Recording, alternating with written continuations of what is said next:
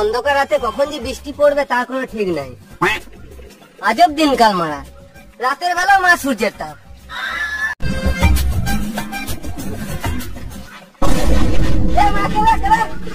দেখে চলতে পারিস না, সাহস থাকলে সামনে আয়, মেয়েরা গাড়ে ভেঙে দেবো।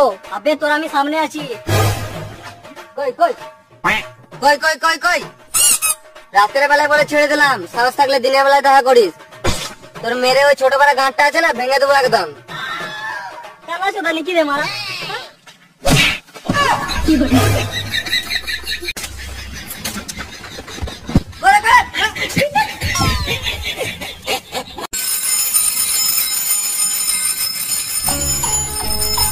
রাস্তাটি তোর বাপের নিয়ে মারা, তখন সরছে না, বেল দিচ্ছি তাও ঠুকে দে মারা।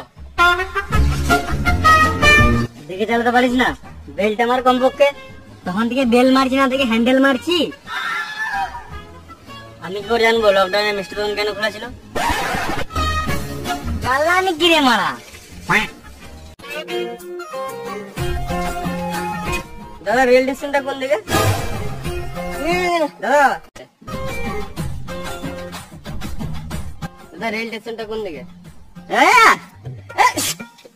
ওইদিকে?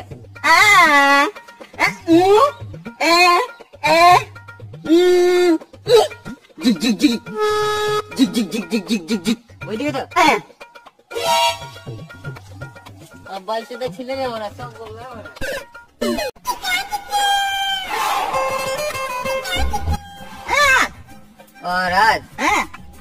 বুঝলি, নিজের রাস্তায় যত নিয়ম মেনে চলি না কেন, অন্যরা ভালো করে চলবে, তবে তো ঠোকাঠুকি কম লাগবে। রাত্রে বেলায় বলে ছেড়ে দিলাম, দিনের বেলা হলো না মেয়েরা গাঁড়ে ভেঙে দিতাম।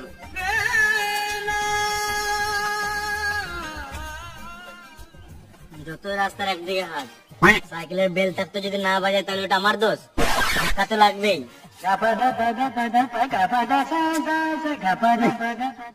আমি কি করে জানবো সূর্য কেন দিনে ওঠে?